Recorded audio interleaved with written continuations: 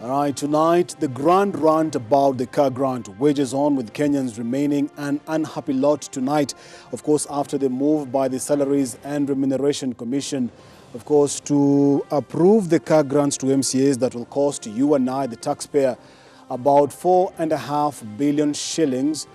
Many Kenyans questioning the timing and the priority of the move that has far-reaching implications.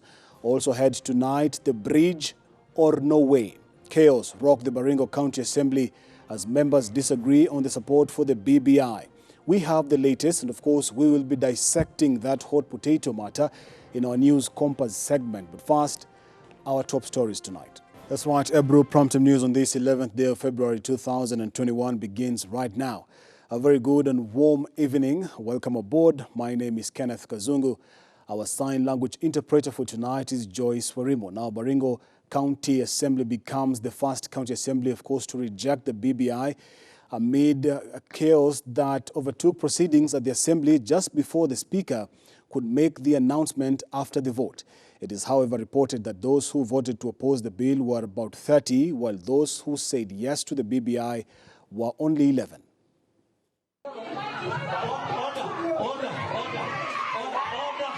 At the County Assembly of Baringo, members ran helter-skelter for their dear lives as tear gas were lobbed in the chambers, moments after the legislators voted to shoot down the BBI bill. I vote no.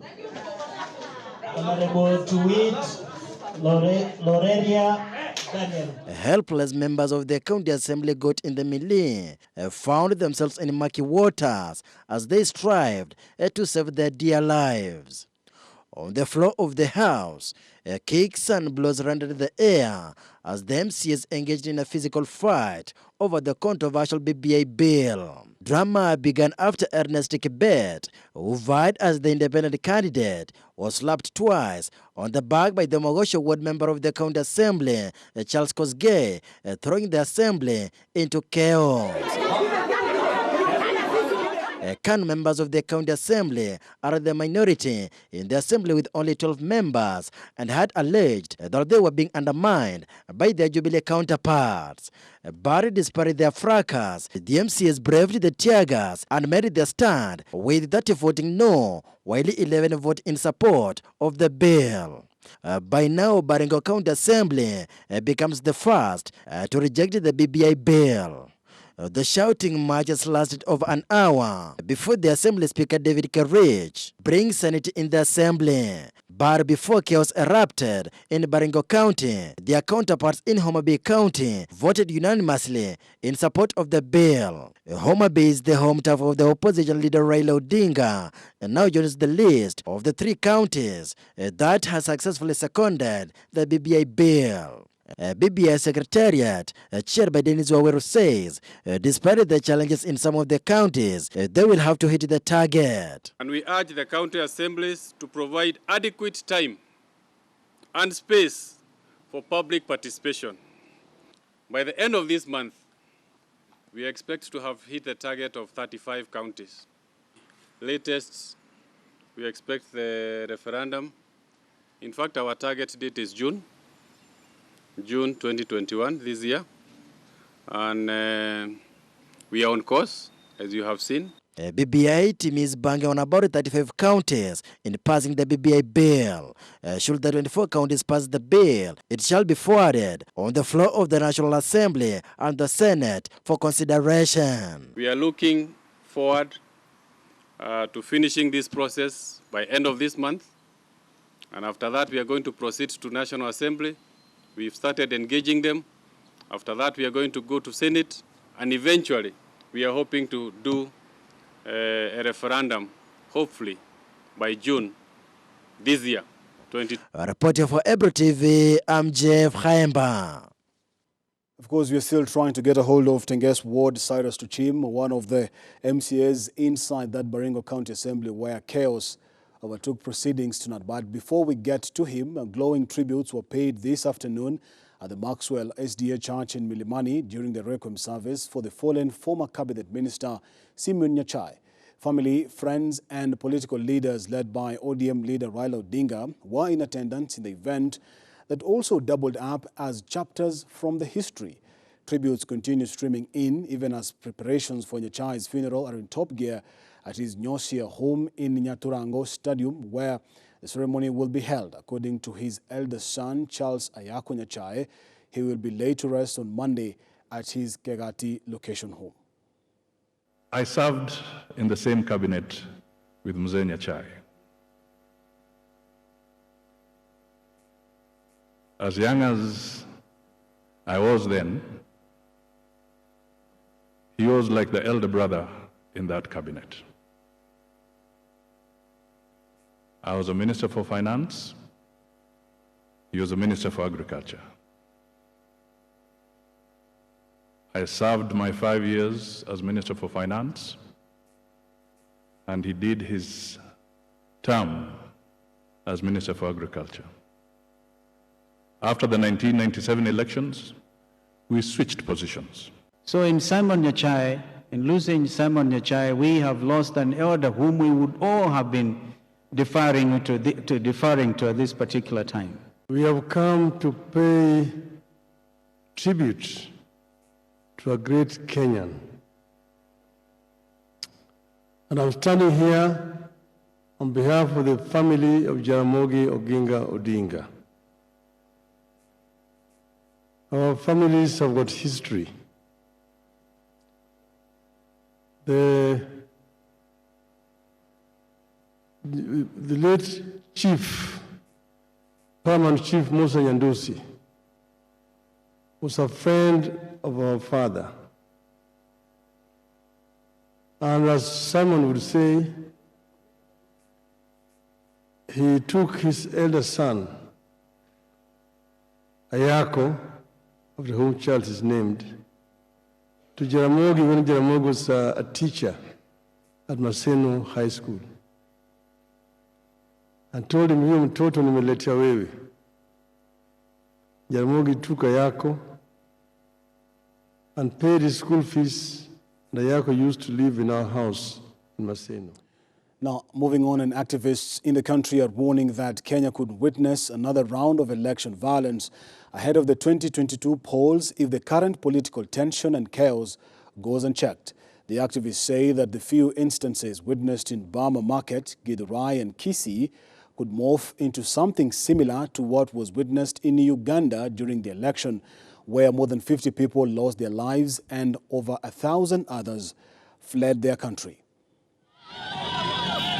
With barely a year to the general election, the country's political temperature is rising by the day. Already the country has witnessed instances of chaos, which has now placed the country in a compromising situation according to some.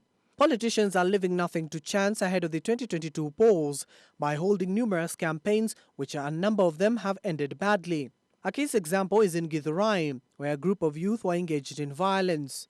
The politicians themselves have not been left behind, where two legislators turned a burial ceremony into a smackdown.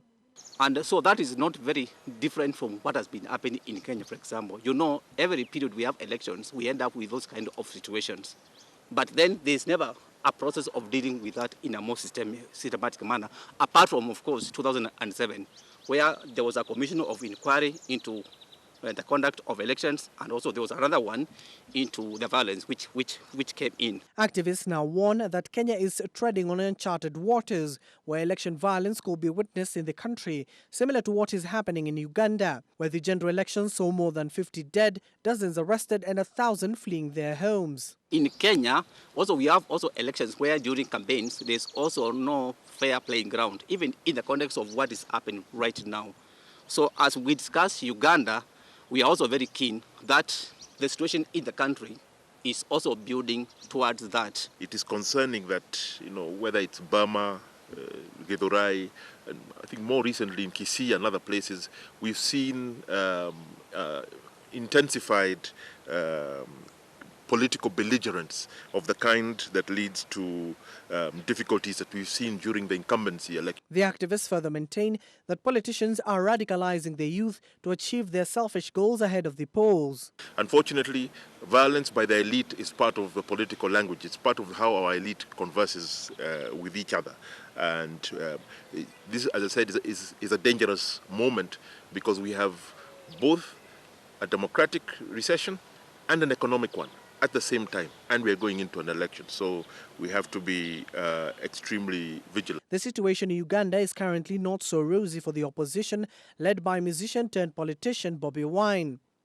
Ugandan authorities restored access to the internet a month after blocking it ahead of the January 14th election, where Yoweri Museveni emerged the victor, even as the results were disputed by many.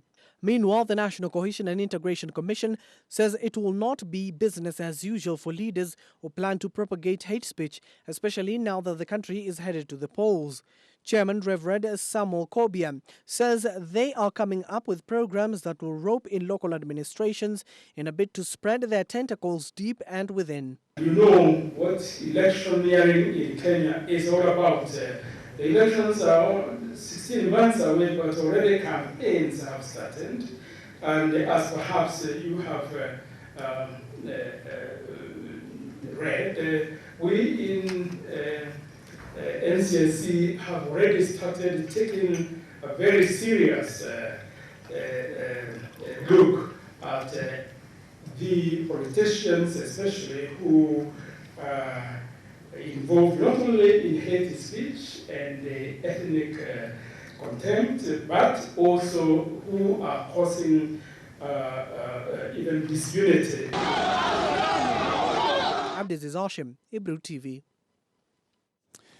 Now, with the country continuing to battle hard to resuscitate the economy that has been highly battered due to the coronavirus pandemic, political drumbeats have, on the other hand, thrown caution to the wind, and proponents of the Building Bridges initiative reports now dishing out what can be considered as goodies to win the hearts and section of Kenyans. And as our political affairs reporter Jeff Haimba puts it into perspective, a section of Kenyans have reacted angrily to how they will foot the 4.5 billion shillings bill for the county MCA's car grants. It's less than 3 months since the opposition leader Raila Odinga told of the striking medics that there is no money to cater for their COVID-19 safety demands, as they are not the only ones dying.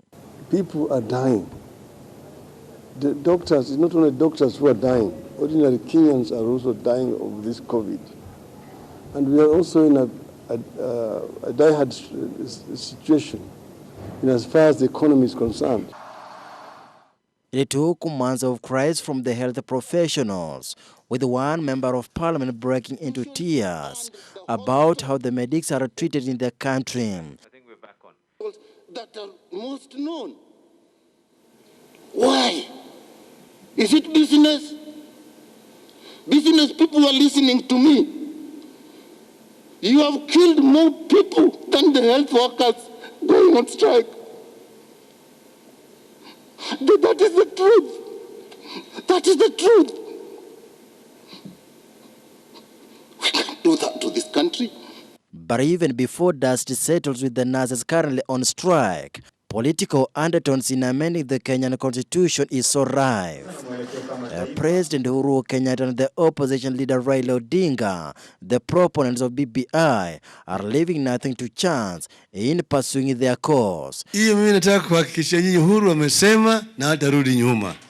Na hiyo si hongo. The duo, in less than 2 weeks in a charm offensive, made a pledge to the county assembly members about the car grants, and within no time, the Salaries and the Remuneration Commission SRC, without hesitation, had approved the demands. This car grant was started talking in 2013. It is not now. While you are bangled like goats to matatus, legislators with questionable degrees, MCAs are now entitled to the official cars and loans to service their private collection. Moses Ogeto, the Kilimani member of the County Assembly, and his Laini Saba counterpart Cecilia Cheng, say Kagrant is the right, following the hurdles they endure. How can you bribe a right? It's not possible. This is our right. It's a constitutional right. If it has been a bribe, then I think members of parliament have been bribed, and the senators and women reps have been bribed since 2013. Kile mwananchi wa kawaida anasahau ni kwamba sisi kama wawakilishi wa wodi tumejitolea maisha yetu ili kuhudumia nchi hii ambayo watu wengi hawafanyi. Hapo kwa car grant, hapo tuliona kama MCS pia walitukosea heshima, sababu hawezi pitisha BBI ati lazima mpaka wapewe magari. Hiyo sio lazima, juu sisi wakati tunaitwa hapa tuende tufanye maandamano, sisi kama vijana hatujawahi itisha vitu kama hizo. You see, challenges have been there since COVID when it came. Not that when we want to pass BBI, then the economy is bad. No, even before it was bad. Jahendra Amal, the member of the County Assembly of Parklands, with an expensive Land Cruiser, says what is good for the goose is good for the gander. It is the right of the MCAs. And we are working hard for the people of Kenya. We are not taking salary like that. We really work hard. If 2 billion get lost every day, 4.5 billion for members of the County Assembly in the whole of the Republic of Kenya. In fact, you can see it will even change the economy. Malde driving in such a classic vehicle is still yearning for more goodies, despite them representing the lowest unit at the grassroots level. Ingine natafuta nakosa nyumba nataka pesa ya nyumba, sina hata ya kulipa nyumba. Taxpayers will now foot 4.4 billion Kenyan shillings for the more than 2,225 members of the County Assembly on luxury car grants, with Wanjiku coupled with many questions. In fact, ukiambia hata MC akupatie 1,000 ama 500 ni shida kwake. Yeye anaenda kuitisha kitu ya milioni. So hapo walikosa heshima kidogo na sisi. Whether elective or not, positions in Kenya are so much lucrative and come with so many privileges that makes about 99% of the population salivate while their backs break as they lift the heavy tax burden to finance the luxury. Mtu kubenefit na milioni ndiye apitishe BBI, which means hata hiyo BBI hana haja nayo. Yeye alipatiwa aenda saidie bibi yake na watoto wake na familia yake, sio sisi. Sisi wanyonge hatumuoni. Wana hawa wanakula na jamii yao. Mimi ni masuala ya DPC hapa. Hapa DPC napitia maisha magumu. Kama BBI inaweza kupita, tupate mabadiliko, tutafurahia.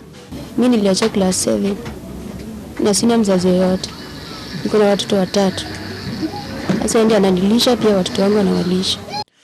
President Kenyatta's assurance comes at a time when the executive arm of government is pushing to drive the wage bill down, with the members of the County Assembly already in the pockets of the Kenyatta and Raila Odinga. A section of the Kenyans are demanding that government should step in and clear the debts with the Higher Education Loans Board help and expunge their names with the Credit Reference Bureau (CRB) for them to consider voting for the Building Bridges Initiative, report BBI.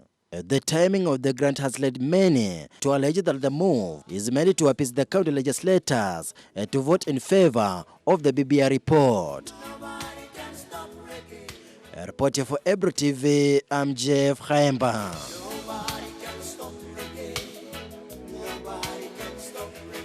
Let us now revisit our earlier story about the chaos that rocked the Baringo County Assembly as they were debating for against the BBI bill, and I'm now joined by Tenges Ward MCA Cyrus Tuchim. Good evening, Mheshimiwa, and thank you so much for your time tonight.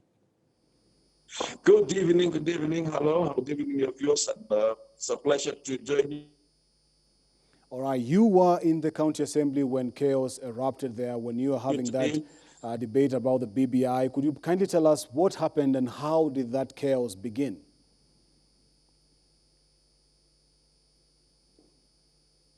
Mheshimiwa.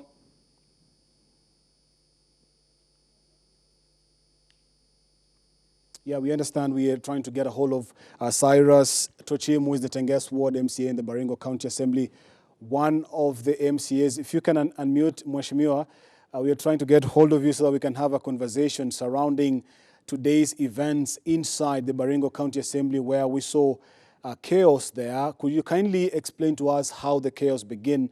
And in your view, why did we see the scenes from the Baringo County Assembly? Well, you see, first of all, Baringo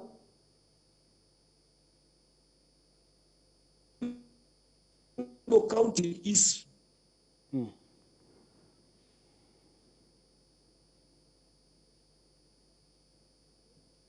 Mheshimiwa Tuchim? Hello, can you hear me, please? Do you still have Mheshimiwa?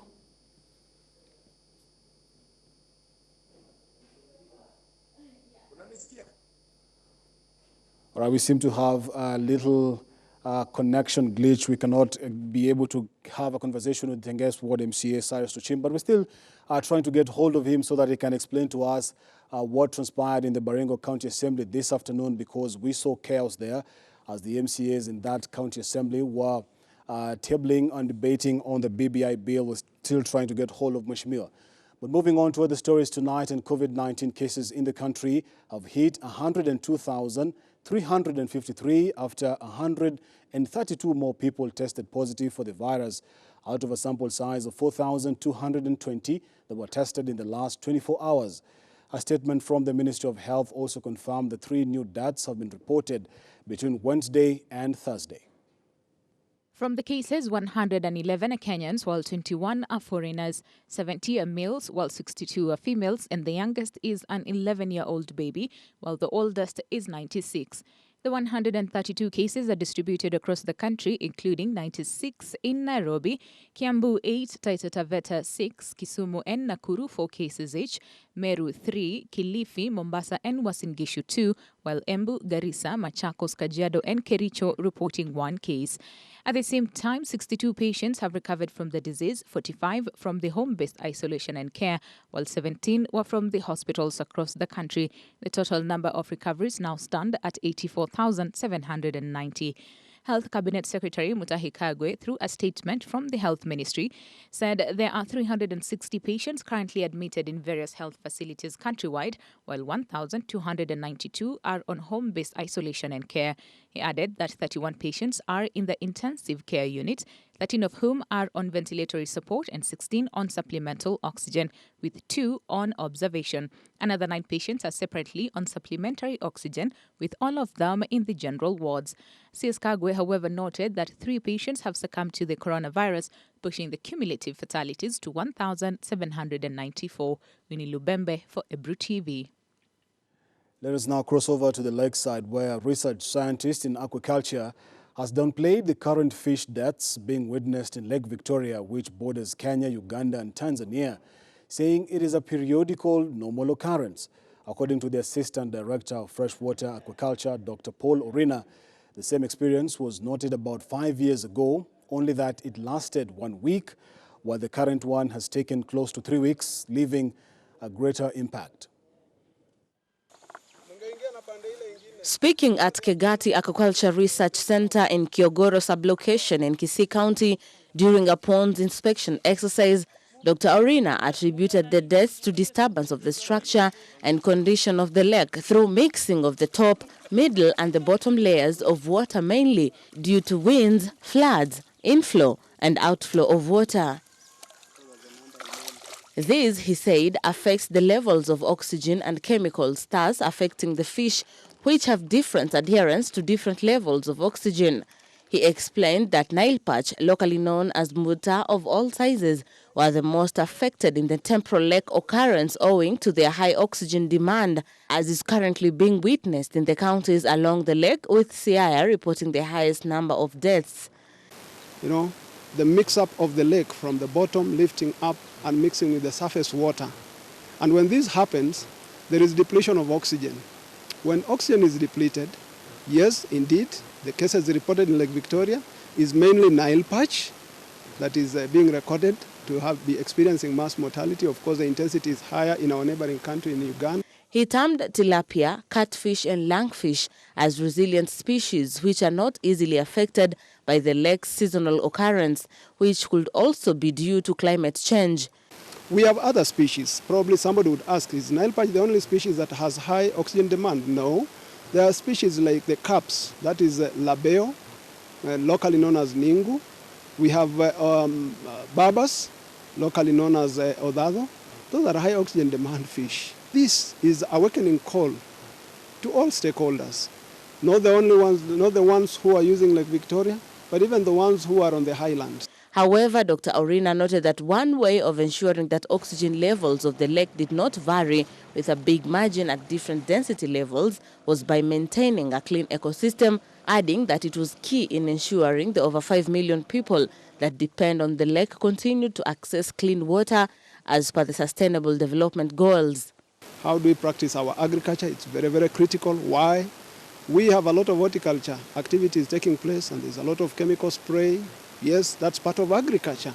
There's a lot of fertilizer application. As you intensify your agriculture, there are a lot of inputs that come into your agricultural activities in the highlands. And so at the end of the day, if we don't exercise good agriculture practices, you realize that much of what you are applying as inputs to your agricultural activities ends up being swept down during the heavy rains down to Lake Victoria and any other aquatic ecosystem. Terming pollution a global menace, Dr. Orina said good agricultural practices and control of industrial waste will also prevent toxins, nutrients and radioactive matter from finding its way into the water bodies through runoff and floods, while eradication of water hyacinth will also increase air circulation. You know, that little waste that you have in your hand should end up in a dustbin and in the rightful place. Then gradually we shall be cleaning our system just the way we cannot see light gauge plastics on the streets anymore. He said that the current situation at the lake should not be a cause for alarm, as it would wane in the near future, and the numbers of fish affected on the Kenyan side and neighboring countries was negligible compared to the total fish population in the lake. Busara Naman for Ebru TV. Let us now stay deep within the counties where the Ogiek Council of Elders are pleading with the Jubilee Party to reinstate suspended MCA Victor Prengei, who was nominated. Now, the members of the Ogiek community have decried the expulsion of the senator from Jubilee Party, saying that the expulsion is a clear indication that they now lack representation in the House. Our reporter Aziza Hashim with more on the county wrap. The Jubilee Party on Monday expelled 6 nominated senators over disciplinary violations, and now the Ogiek community is up in arms expressing their displeasure with the act. Speaking in Nakuru County, the Ogiek community via their Council of Elders defended nominated Senator Victor Prengei's expulsion in particular. Iliangazia jamii dogo kwamba wanominate mtu ambao shughulikia maneno yao, lakini all of a sudden tumeona yeye amesimamishwa na hatukufurahia kama jamii, na kwa hivyo tunaomba kama chama ama National Committee ya Jubilee iangazie seneta yetu, kama iko kosa amsamee ama tutaongelesha yeye arekebishe maneno kama hayo. They are now calling on the Jubilee Party leadership to consider reinstating the leader, although the political party's disputes tribunal has temporarily lifted the expulsion. Tukienda kwa historia ya jamii ya Ogiek, hii kijana wetu atakuwa wa kwanza kwa nominated na serikali yetu ambayo inatawala kuingia katika serikali akiwa kama senator. Kwa hivyo vile waliposimamishwa ni kana kwamba sisi tumeumizwa kwa upande nyingine, na ndivyo tumekuja ili tuweze kumwombea na tumuombee asamehewe. Elsewhere, 8 landlords have been arrested in Kitui over illegal water connections. So today we had an operation and we had to see very devastating situations where we found people are tapping water outside the meter and putting it in the wells, putting in tanks, and we could see even plots up to 50 households where they are consuming water and they are not paying. The suspects were apprehended following a sting operation conducted by officials from the county government water department in conjunction with police officers. Officer in charge of the operation, Kyoko Kiilu, lamented that the water theft had seen the company incur over 50% losses and unable to break even. And we believe 34% is actually commercial loss due to theft and bypass by users in the town. We had to look for these landlords, and we have arrested them and we have locked them. On the other hand, a fracas arose in Malindi County at the Kenya Defence Forces Recruitment Center in Alaskan grounds in Malindi town after a number of recruits turned up for the recruitment while drunk. For Ebru TV News, my name is Aziza Hashim.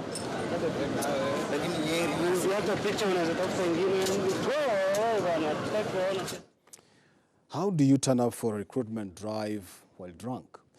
Moving on, the Public Service Commission has developed a draft bill to enhance efficiency in the human resource management in the public sector.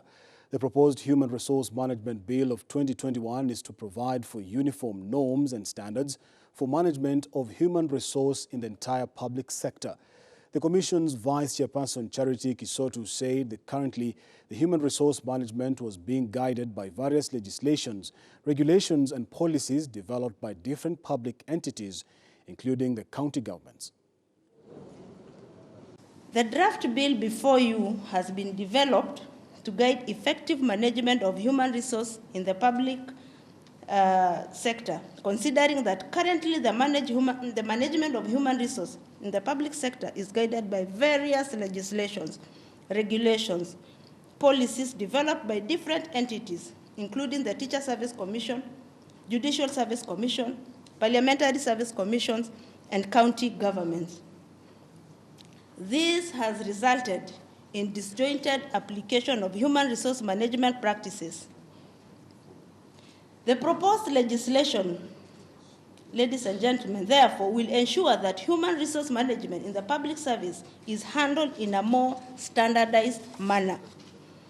The bill seeks to guide the management of human resource in a manner that will lead to an efficient and effective public service, capable of consistently delivering high-quality services to the citizens. It also seeks to address and harmonize the public sector human resource environment that is currently loaded with conflicting legislations and policies, and therefore not fully supportive of implementing decisions and actions. Now, large-scale farmers in Joro, Nakuru County are up in arms tonight over the decision by the government to ban maize farming in the restive Nesuit, Ndoswa and Marishoini areas over rising insecurity that has left a trail of death in the past. The Ministry of Interior, through a notification circulated by area chiefs, observed that the move was aimed at taming the perennial conflict. Every year in the months of August, September, October and November through January, skirmishes occur in several parts of Njoro and Molo, leaving scores injured, others killed and hundreds displaced. And in bid to restore peace, the government has banned maize farming and deployed security agencies to tame the runaway insecurity in the area. However, this move has irked farmers, led by the Ogiek Council of Elders, who are saying the move was not timely, adding that some residents had already prepared their farms and even purchased seeds and fertilizers, while some had even planted. The council's chair, John Sironga, observed that whereas the government has a right to promote security, they should not use the same to oppress its own people, especially the less fortunate who depend on farming for livelihood. Sironga said the residents in the three areas depend on maize for survival, calling upon the government to facilitate planting of the same in small portions to ensure they do not run out of food. Sisi tunaomba serikali isichukue usitu ya kusima mahindi kabisa, lakini ione kama mtu alikuwa anapanda eka 5, kwa sababu wanasema pengine hapo ndio vita inatokea ama nini, iangasia hata iweke eka 2 ama eka 1, jamii wapande. The council's vice chair, Martin Lele, said they support the security operations in the area, adding that the same needs to be balanced to ensure people do not go hungry. Kama ni maombi yetu, kama tungeulizwa tutoe maoni, ingekuwa ni vizuri sana kama mtu basi hakikishiwe amepewa apande hata angalau eka moja ya kuhakikisha kwamba mwaka ujao asikufe na njaa. Hizo zingine basi tupande hii mimea ingine ambayo ni ya miezi tatu na tuone ya kwamba security yetu imelindwa na imekaa vizuri, maana na sisi tunataka amani. On her part, Sarah Osas, a farmer, insists that the government needs to establish the cause of violence, saying plantations are only hideout zones. Tungeomba serikali, security yote ya serikali, wakuje ground, tuongee pamoja kama jamii, tusikilizane, tujue tutafanya nini, sababu hii vita ya miezi 3 haitatusaidia kama jamii. Tukipanda viazi sisi zote haitakuwa na bei. Mahindi ndio inalishanga na kurumsima mpaka Nairobi. In the past, people have been killed and several others injured following clashes that rocked several parts of Njoro and Molo. Vast maize plantations were said to have made it difficult to flush out the attackers of the two clashing communities. Now, barely 3 days that are left to the much-awaited Valentine's Day, flower farmers are bearing the greatest brunt of heavy losses experienced from the flower exports. Now, the farmers say that previous years have seen better returns from sales, a drop which has resulted from the effects of the novel COVID-19 virus. Kenyan farmers had no choice but to throw away millions of roses in March 2020 when air freight services were significantly reduced and events such as weddings and funerals were postponed. In light of the COVID-19 virus, Esther Waithera, who is a manager in a flower farm in Naivasha, said that shipment had reduced by 1,000 metric tons. Hii ndio mwaka yenye most of the farms wenye wanawekaga profit zao venye wanaweza kupata, but for now hawatapata venye walikuwa wanapata. So iko kidogo, but huwezi compare na hizo miaka zingine zenye zilikuwa. Hata mwaka ingine maybe yenye inakuja cause venye kuko haita make, hawatawahi cover zile process zenye walienda, hawawezi cover hata na hii Valentine. She noted that pre-COVID, business was booming, and despite Valentine's being around the corner, it would be difficult to recover the losses. Ukikompea na wakati wa COVID, tulikuwa tunatuma maua kidogo sana, like average of maybe 150, and that is after every 3 days tulikuwa tunatuma truck moja. While production was still high during the lockdown, millions of roses were thrown, forcing farmers to employ direct sales and alternative methods. Still, the declining economic crunch was without reprieve. Wakati wa COVID, tulikuwa tunatupa maua. Production still was high, but tulikuwa tunatupa maua. And for now, sai production iko high juu ya Valentine, atutupi maua. So situation sai kukompea na COVID-19 iko sawa na ina improve. The Kenya Flower Council has identified high taxes, lack of flights, and poor weather patterns in Europe as the main challenges currently facing flower farmers ahead of Valentine. Last year tulikuwa tunatupa, but for now atutupi sana. Ni venye tu wameweka maximum, kama ni zile boxes zenye tulikuwa tunatuma, bado still kuna zile maximum. Kuna saa zenye wanakuja wanasema bado kuna kwenye maybe wanafunga, so hatuwezi tuma kila kitu. The recently introduced crop levy under the horticulture crop regulations would further affect flower farmers who were already overtaxed. Tulikuwa tunabid everything that tumeharvest ilikuwa inaenda, but for now kuna zile range zenye hawataki zote, tuna zile maximum range zenye saa hii tunatuma, huwezi pitisha, but wakati huo tulikuwa kila kitu ilikuwa inaenda, but for now kuna venye wameweka maximum boxes zenye wanataka. In-cut flowers in Europe makes up almost 70% of Kenya's exports, but the